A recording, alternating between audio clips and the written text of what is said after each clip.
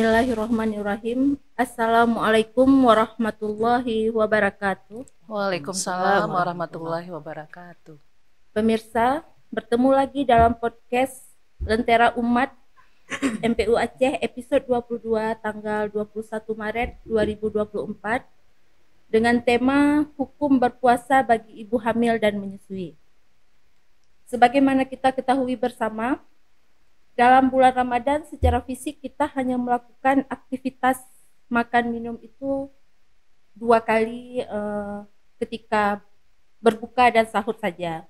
Bagaimana dengan kondisi terhadap ibu hamil dan menyusui? Untuk itu saat ini telah hadir di studio 2 orang narasumber kita. Yang pertama adalah Ustazah Hajjah Rahmatillah SAG. Beliau adalah anggota MPU Aceh. Selanjutnya, Dr. Kamelia Bomastika SPGK. Beliau adalah dokter spesialis gizi di Rumah Sakit Umum Zainal Abidin. Assalamualaikum Ustazah. Dokter, apa kabar? Waalaikumsalam. Alhamdulillah. Baik pemirsa, sebelum kita memulai bincang-bincang kita hari ini, kita saksikan dulu video berikut ini.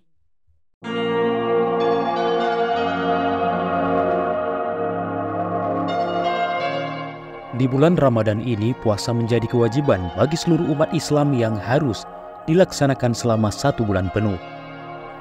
Selama menjalani puasa, pastikan ibu yang sedang menyusui minum air putih minimal 8 gelas sehari, terutama saat sahur dan buka puasa. Selain itu, hindari minuman manis dan bersoda.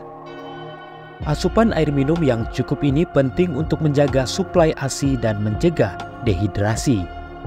Di samping itu juga disarankan agar mengkonsumsi makanan sehat, bergizi, dan seimbang. Bagi ibu hamil yang tidak berpuasa di bulan Ramadan, maka wajib baginya untuk menghada atau mengganti hari-hari selama dirinya tidak berpuasa.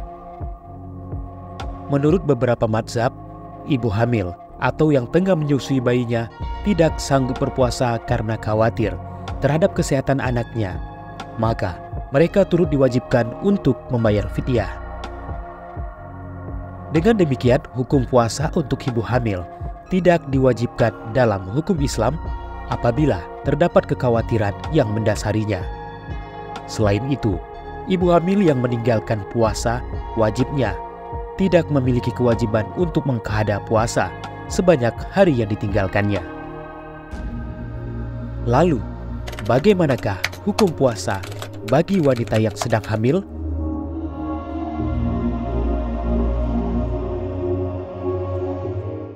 Saya mau konfirmasi dulu ke Bu Dokter nih, Bu Dokter ya. Apa benar ibu hamil dan menyusui itu membutuhkan banyak nutrisi selama proses kehamilan dan menyusuinya itu, Dok? Assalamualaikum warahmatullahi wabarakatuh.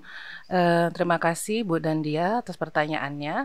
Memang benar, ibu hamil dan ibu menyusui itu membutuhkan lebih banyak asupan energi ya, baik itu makronutrien, terdiri dari makronutrien dan mikronutrien. Untuk ibu hamil ini memang terbagi ke dalam 3 trimester biasanya. Namun pembagiannya ini menentukan seberapa besar kebutuhan harus ditambahkan. Jadi pada trimester pertama itu ibu hamilnya harus menambahkan sampai 180 kilokalori lah istilah dari gizi ya. Kemudian di trimester kedua bertambah lagi karena janin itu makin bertambah besar. Jadi kebutuhan untuk pertumbuhan si janin dan kebutuhan ibunya sendiri juga bertambah. Bisa mencapai 300. Nanti di trimester ketiga ya bulan ke-7, 8, 9 menjelang kelahiran itu nambah lagi 300 juga. Nah, itu jumlah energinya. Proteinnya juga begitu bertambah karena memang kebutuhan ibu juga meningkat, begitu juga janinnya. Sedangkan di masa menyusui itu malah lebih besar karena satu ibunya harus siap untuk untuk menyediakan ASI bagi bayinya. Dan jangan lupa kebutuhan cairan. Nah, cairannya juga pasti bertambah karena anak butuh lebih banyak gitu untuk sebelum puasa, kondisi puasa. bagaimana cara untuk menjaga asupan gizinya untuk tercukupi itu, Dok? Dan apakah bahaya bagi mereka untuk menjalankan ibadah puasa? Oke, untuk ibu hamil maupun menyusui, yang pertama ibu hamil ya, pastikan ibunya itu bisa yakin kalau dia itu sehat dan tidak mempunyai penyakit tertentu. Nah, misalnya penyakit tertentu, misalnya masalah gizi, ibunya dengan kekurangan energi kronis, ibunya tampak kurus, kemudian asupannya juga kurang. Terus lingkar lengannya mungkin kalau lebih mudah di pemeriksaan posyandu atau puskesmas, itu lingkar lengannya di bawah 23 itu tanda-tanda memang asupannya mungkin turun ya. Bisa jadi karena di trimester pertama ada mual muntah ya. Kemudian ada juga anemia. Memang kondisi hamil itu membuat HB ibu hamil itu memang turun. Cuman kalau di bawah kadar HB-nya 11 itu juga hati-hati. Terus kemudian kalau ada DM selama hamil, gula darahnya tinggi karena memang ada saat hamil ada ibu-ibu tertentu dengan gangguan toleransi glukosa, makanya mungkin di situ jadi perhatian. Kemudian kalau misalnya ibunya sehat, merasa sehat dan yakin berpuasa full di 1 hari, ya kan? Harus tahu tuh tanda-tanda, misalnya kalau pusing atau gemeteran itu mungkin kan ada kekurangan cairan kah atau kekurangan gula, itu mungkin bisa sebagai panduan untuk hari besoknya. Jadi kadang-kadang kita misalnya ada yang ibu-ibu paritasnya berapa, misalnya ada 4, berbeda hamil 1, hamil 2, hamil 3, hamil 4 misalnya, atau hamil seterusnya itu berbeda kondisinya. Gitu Bu Nadia. Menyusui juga pasti juga kalau misalnya air ya, karena dehidrasi, takutnya nanti nggak cukup si ibu, bayinya juga nggak cukup.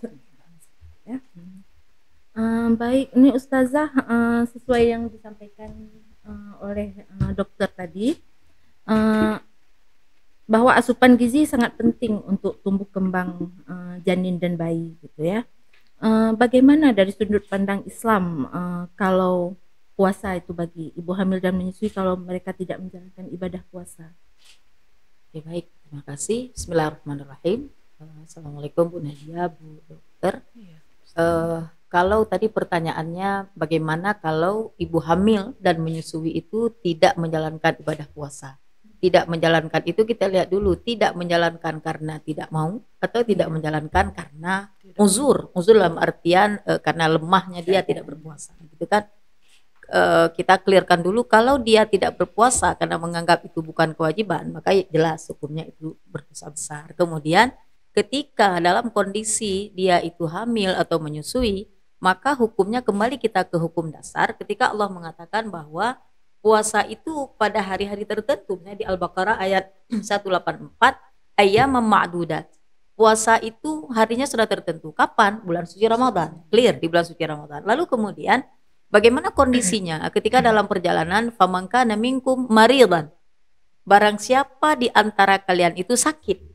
Jadi kalau seandainya orang hamil, menyusui, dan jangankan hamil menyusui, orang lain pun, laki-laki misalnya, kan nggak ada hamil menyusui nih, tapi kondisinya sakit. Ketika dia sakit, bagaimana hukumnya? Faman kana minkum maridan aw ala safar, tidak sakit tapi dia dalam perjalanan, gitu kan?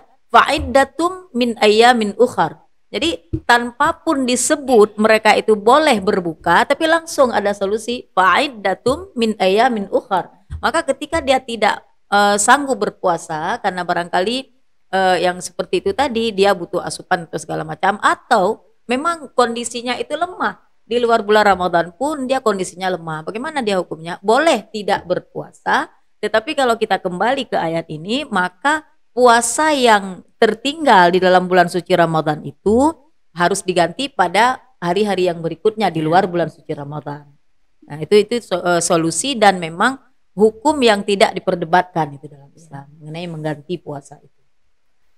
Kalau sistem mengganti puasanya itu, Ustazah, kan nanti dilaksanakan di bulan-bulan selanjutnya, gitu kan? Apa cukup dengan membayar fidyah atau harus mengqadha? Gitu? Begini. Di sini di ayat ini tidak disebut membayar fidyah, tapi Faidah itu mengganti, menukar yang dia tidak puasa diganti dengan puasa yang lain. Jadi ini barangkali perlu kita luruskan, yang membayar fidyah itu siapa?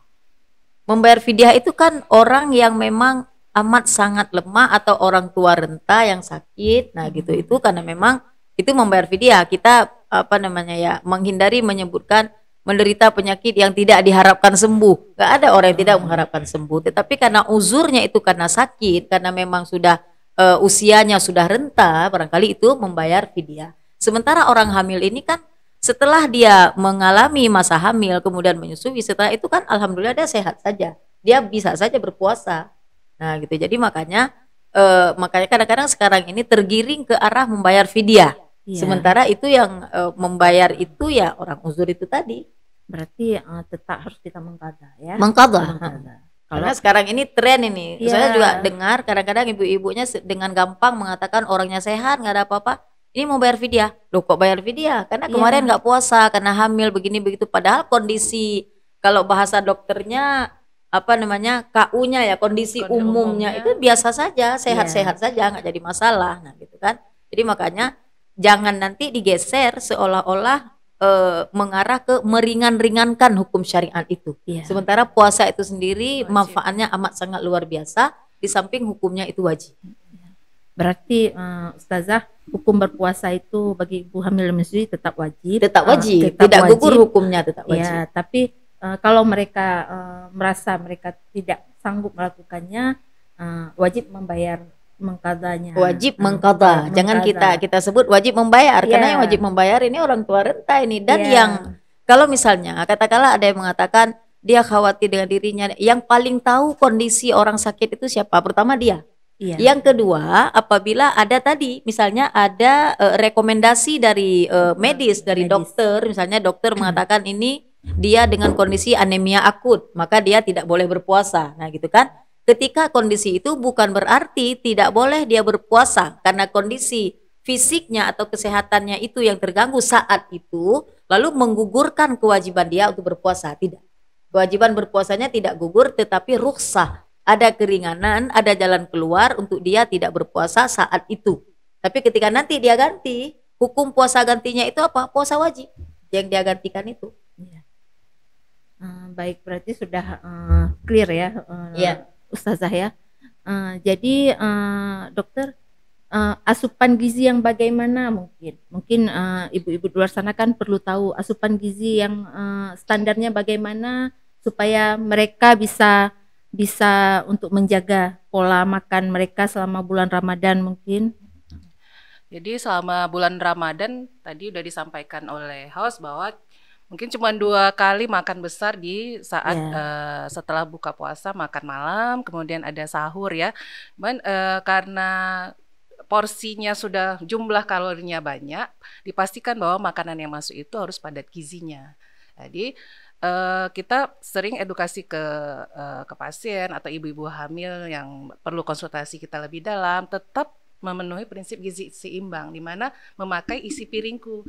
Ada tuh di promosi kesehatan, kalau dilihat di poster-poster di rumah sakit, nanti ada gambar piring yang lengkap dengan sumber karbohidratnya. Misalnya kita nasi ya, nasi seberapa bagian, kemudian nanti ada lauk lauknya protein hewani dan nabati, terus ada sayur dan buah di dalam satu tempat.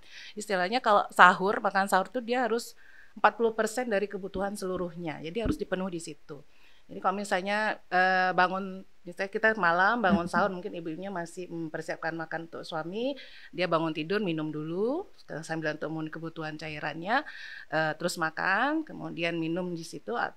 Jangan lupa untuk tambahan cairan, kebutuhan cairan itu boleh memakai buah yang berair banyak, contohnya semangka misalnya ya, tapi nggak juga banyak. Kadang-kadang ada yang bikin pusing kalau makannya banyak. Ada porsi, buah itu porsinya ada ya, 3-4 kalau ibu hamil dan menyusui. Tapi kalau orang sehat biasa itu kita paling banyak 3 kali. Kemudian waktu saat berbuka, berbukalah dengan yang manis. Ya, walaupun ibunya sudah manis ya.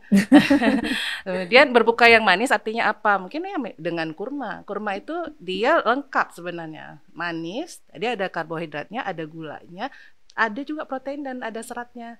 dan ada vitamin mineral. Memang mungkin diciptakan sudah lengkap ya, tapi tidak boleh banyak.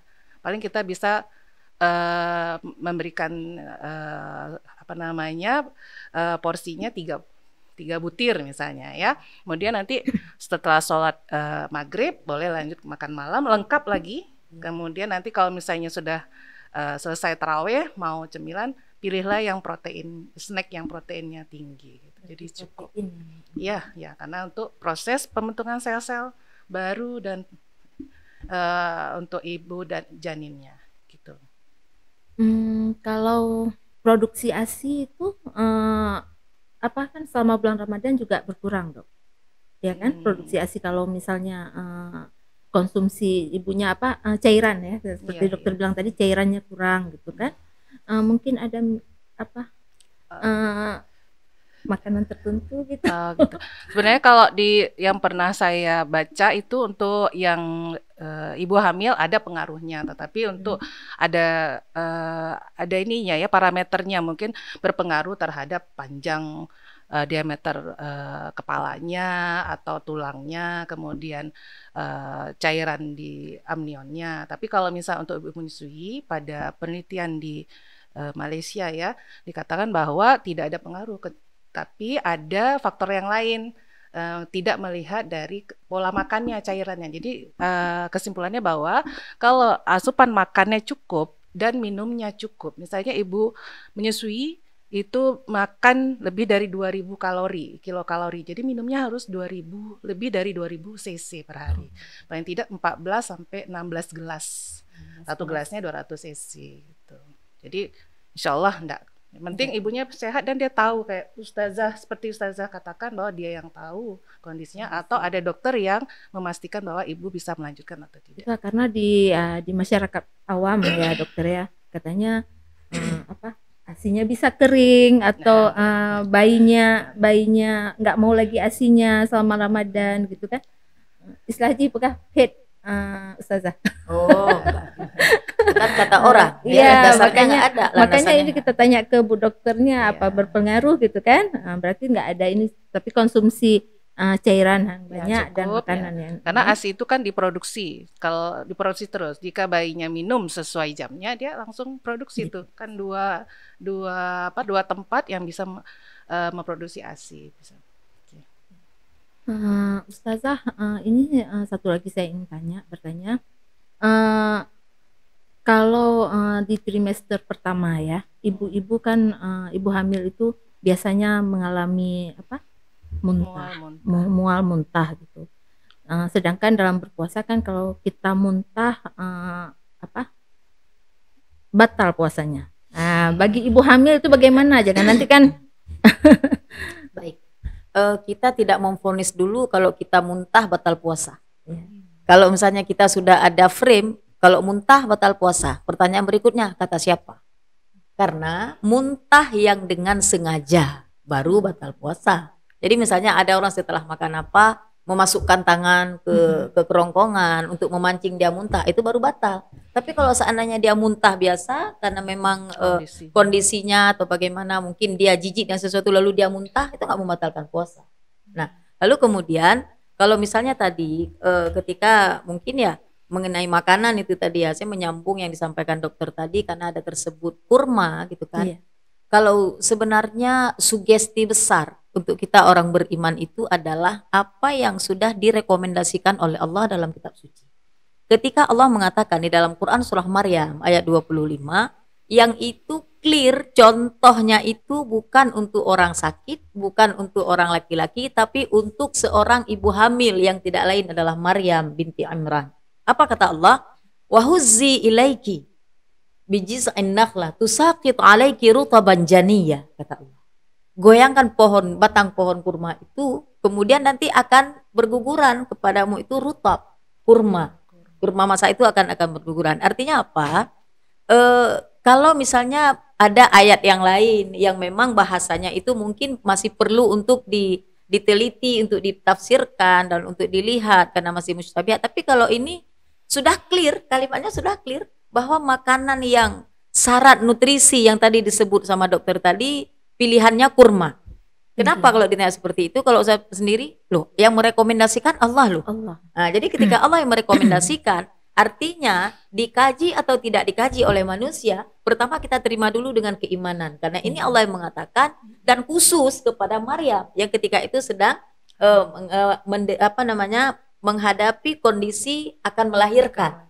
Nah, jadi kalau akan melahirkan artinya kan sedang hamil gitu kan. Nah, jadi kalau seandainya dikatakan di samping makanan yang Allah katakan kulu washrabu wala tusrifu, sebenarnya gizi seimbang itu tidak hanya mungkin kita lihat dari isi piring, tetapi juga tidak mempengaruhi isi kantong, tidak mempengaruhi isi dompet ketika yang dimakan itu wala tusrifu. Kenapa hari ini terjadi kesenjangan, terjadi ketimpangan ketika antara keinginan dengan kebutuhan itu yang tidak seimbang. Kalau misalnya jam 4 misalnya bulan puasa kan, kayaknya ada 10 orang jualan, yang 12 pun ingin dibeli. Tetapi begitu nanti selesai, satu macam saja dikonsumsi, yang misalnya bubur kanji lah, di situ sudah ada ini, sudah ada itu. Ini mengendorse bubur kanji juga nih ya. Nah, jadi ketika itu sudah sebelumnya memakan yang manis, kenapa Rasul itu sunnahnya disuruh makan yang manis dulu, yang tidak tersentuh api? Karena ternyata kesiapan tubuh ini untuk menerima makanan yang lain itu sudah lebih dulu disemir dengan makanan kurma itu, yang hakikatnya memang penuh dengan nutrisi. Kalau kita lihat, jangankan kita nih orang dewasa, bayi pun ketika ditahnik itu sunnah Rasul pakai apa? Pakai kurma.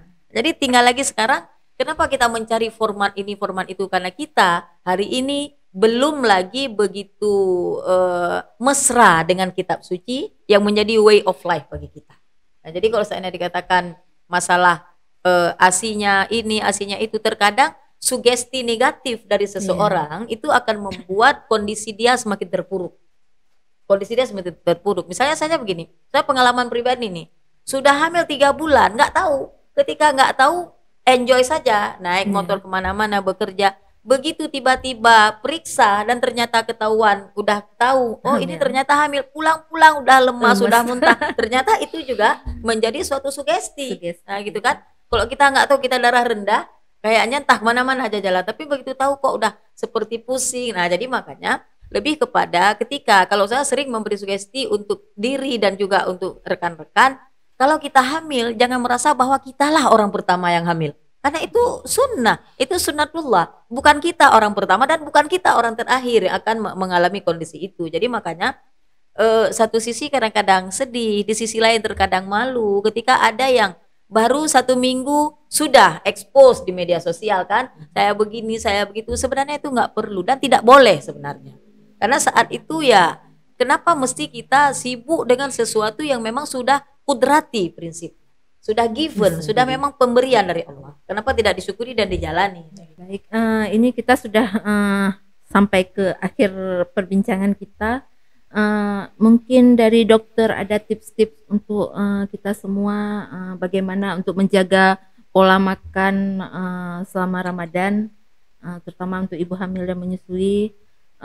Mungkin apa, menghindari junk food atau apa gitu, Dok? Yang penting kalau untuk ibu hamil dan menyusui tadi udah disampaikan, pastikan yakin sehat, tidak ada masalah-masalah tertentu atau penyakit tertentu yang sudah disebutkan. Kemudian kalaupun ada keluhan, langsung dikonsultasikan, mau ke pusat pelayanan kesehatan terdekat atau mungkin dokter spesialis suatu saat ANC atau antenatal care, pemeriksaan kehamilan. Mungkin akan dilakukan pemeriksaan lebih lanjut ya. Dan makan makanan yang harus dihindari ya pasti yang tinggi lemak, tinggi garam, karena itu sangat mempengaruhi. Kopi, teh kadang-kadang ada yang suka ya, boleh minum tapi setelah berbuka, setelah saat malam ya, karena itu sifatnya diuretik. Kita butuh cairan, kalau diuretik memeras cairan ya. Gitu. Berarti boleh dikonsumsi tapi hanya sedikit ya dokter ya? Setelah berbuka. Ya. Kalau yang garam pastikan kurangi, ya itu tidak baik. Apalagi yang punya riwayat darah tinggi saat hamil. Ada juga yang tidak ada sebelum hamil tidak ada darah tinggi, waktu saat hamil gulanya naik, kemudian apalagi tadi darah tingginya muncul. Itu tetap harus pola makan ya. Terima kasih kepada Ustazah dan Bu Dokter. sudah bersedia memberikan pencerahan bagi kita semua. Semoga apa yang kita sampaikan hari ini bisa menjadi ladang pahala buat kita semua. Amin. Ya Rabbal Alamin. Baik pemirsa Lentera Umat, kita sudah berada di akhir acara. Kita padai pada hari ini. Semoga perbincangan kita membawa manfaat buat kita semua. Saya selaku host mohon diri. Wabillahi taufik walhidayah. Wassalamualaikum warahmatullahi wabarakatuh.